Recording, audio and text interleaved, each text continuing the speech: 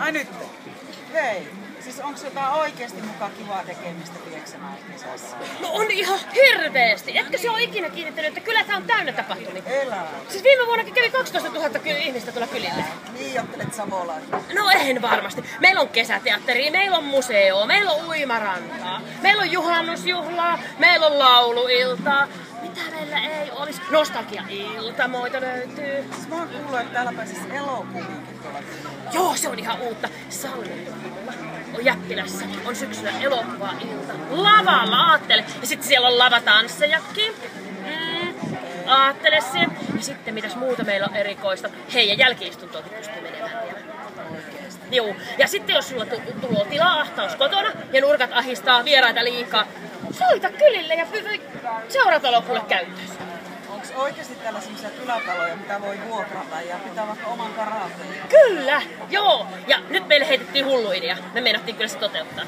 Pussikarja iltamat ja 80-luvun yhteislaulu. Eikö se ole aika hyvä idea? Missä?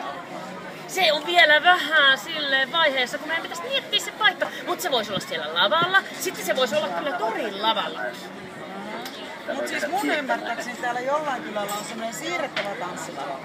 Oh, no. Joo! Ja sitten Pieksämäen kylätääryillä on kaikennäköisiä vimputtimia. Mitä ne on? Ne on semmosia hassuja autoja, joilla pystyy ajamaan vielä, tälle. voitko kohdistaa tää?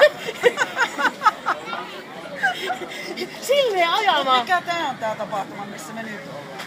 Kuule, tää on sitä, mitä yhteistyö on voimaa. Täällä on kyllä kaikki torilla. Täällä on kesäkaus avataan. Kato, mitä Pieksämäen kylät on tilannut. Auringon. Sitten täällä on kartsankiertäjät. Sitten täällä on vanhoja vekoottimia. Täällä on, sitten mitä meillä oli muita täällä? Jättikirppis ja... Eihän me ole ennättänyt kiertämään koko torilla. Täällä oli monta tuhatta ihmistä. Kyllä. Ja Pieksämäen kylät tuli torille, kun kaikki muutkin on täällä. Joo, ja meitä kyliä oli paljon. Meitä on 33 kylää ja nyt oli paikalla jotain 12-15 kylää.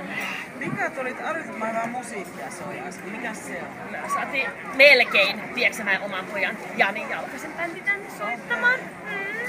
Siis sehän on hieno. Mutta aamulla oli kylien ohjelma. Siellä oli näytelmiä, kesänäytelmistä makkupaloja. Sitten siellä oli noi hyvän tunniset laulajat piti lauluun. Siis tää on niin upea. Mä oon muuten kuullut, että tuolla läntisillä kylillä Länsi-Suomen rajalla Vanajan kylällä ensi kesänä niin savolaiset komediafestivaalit. Joo!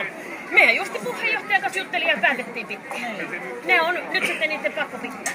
Siis 2016 myös Pieksämäelle Joo, kesällä. ja silloin savolaisiin komediafestivaaleihin. Yes. Tervetuloa!